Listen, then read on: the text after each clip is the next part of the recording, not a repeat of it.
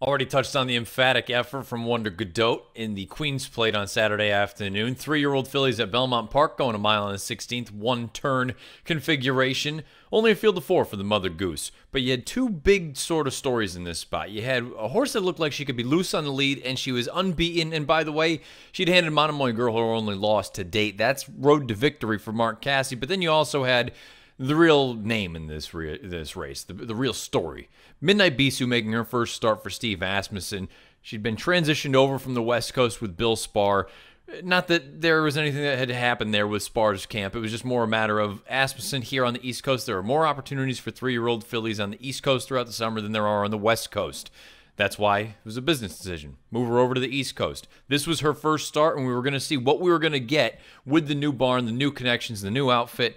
Midnight Bisou, would she be as good as she was, and would she be able to handle a loose on the lead horse and road to victory? An emphatic answer. Larry Colmus with the stretch run of the Mother Goose. Earns for home on top in the Mother Goose. An all-out drive for road to victory on the inside. My Miss Lily has taken third. Mike Smith riding with confidence here on Midnight Bisou. And she is pulling away impressively. Midnight Bisou, a very strong performance in the Mother Goose. Midnight Bisou never, ever out of first gear. She wins by 6 lengths with Mike Smith aboard in the Grade 2 Mother Goose. Your runner-up is that loose on the lead horse, Road to Victory. She didn't run poorly, but she was certainly no match for the winner, Midnight Bisou. And My Miss Lily runs third in there with Flavian Pratt aboard for Mark Henning. She is, again, no match for Road to Victory, who is no match for Midnight Bisou. Let's dive into Midnight Bisou a little bit deeper in the horse card. You can see she's 4 of 7 lifetime. She's never been out of the money. She's over $691,000 in career earnings. She's owned by Bloom Racing Stable, Madicket Stables LLC, and Allen Racing LLC, trained by Steve Asmussen, bred by Woodford Thoroughbreds in Kentucky, ridden to victory again by Mike Smith. And you see the pedigree at the bottom of the horse card. She is by Midnight Loot out of a Repent mare named Diva Delight. Now, the figures for a race like this, for a horse like this, Midnight Bisou, they don't tell the whole story. She earned a 94 Beyer and a 117 Timeform US rating. You look at the fractions, the quarter, the half, and the 3/4 Timeform US have color-coded blue, meaning they were slow, which is to be expected. There wasn't a lot of pace signed on in this race. But you look at the fractions at face value, 23 and 3, 46 and 4. They weren't, I don't think those are crawling slow, but at the same time, I don't think they're fast by any stretch of the imagination for this level and this caliber of talent. But the real story here for me with the figures, Midnight Bisou was never asked to run a step. She had her ears pricked just rolling around on the far outside around the turn, and then when she just got to the top of the lane, she kicked away for fun. Meanwhile, everybody else is in an all-out drive. This, to me, was one of the most impressive performances we've seen from a 3-year-old filly thus far. More impressive than Monomoy Girl. I think as impressive as Wonder Godot earlier in the day, or right about the same time in the Queen's Plate up at Woodbine. The question now becomes, and I tweeted it after this race was final, that this was a tremendous performance. She came home in 30:07 for sort of comparison's sake. My Miss Lily, who was one of the horses trying to finish a little bit at the end, she came home in 30:96. So we're talking 5 lengths difference. And really, you can see it by the chart.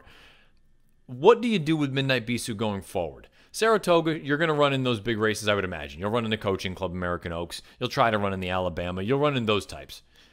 But year-end, Breeders' Cup time, do you run her in a race like the Distaff, where you're going to have, in theory, Unique Bella? You'll have a horse like Monomoy Girl. You'll have a horse probably like Wonder Godot. All of these horses really strong at a mile and an eighth. And I'm not suggesting that Midnight Bisou can't get a mile and an eighth. But, Abel Tasman, by the way, forgot about her. You see what you saw earlier in the day in a race like the Princess Rooney, where Stormy Embrace kind of comes out of nowhere and wins by the length of the stretch with a 97 Beyer.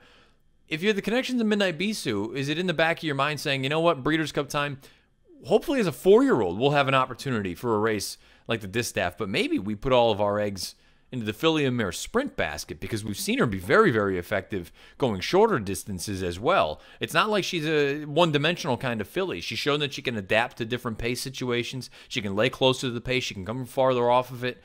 I wonder, to me, anyway, if I was involved with the horse, I would go with the normal route as far as the 3-year-old fillies are concerned for the rest of the summer. Run in the Saratoga races. If you want to run in the Cotillion at Parks in September, do that as well.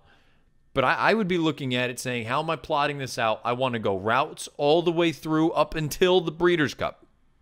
And then Breeders' Cup Saturday, we turn her back for the Filly and Mare Sprint, and you have arguably the favorite in there. I think she's a tremendous talent. We've talked about it since she was 2. Everybody here at the Racing Form, we think that she's just unbelievable. One of the most talented 3-year-olds, clearly, male or female. She was awesome in this spot. Very, very impressive winning the Mother Goose. As for the other 3 horses, Road to Victory, I don't think she ran terrible, but at the same time, she's clearly no match for Midnight Bisou, and I wonder, you try to get her back to turf, probably going a little bit shorter as well. My Miss Lily makes you wonder about that Aqueduct race leading into the Kentucky Oaks. How good was it really? Bit of a blanket finish there. There really hasn't been a lot of strong performances coming out of that race. And as far as Indy Union is concerned, I think she's the kind of horse that just wants to run all day. I don't think she's particularly fast, but I think she'll be able to stay routes of ground, serious routes of ground, better off than some of these other girls. So again, a race like the Alabama, if she all of a sudden ran 3rd or 2nd in a race like that at 30 or 40 to 1, I wouldn't be stunned, just because her pedigree would suggest she's just going to clunk along. But at the end of the day, there was really one horse in this race, and coming out of it, I think she's a fascinating horse going forward, and that's Midnight Bisou. She continues to add to her resume. And look, Steve Asmussen, he's got a good one on his hands now.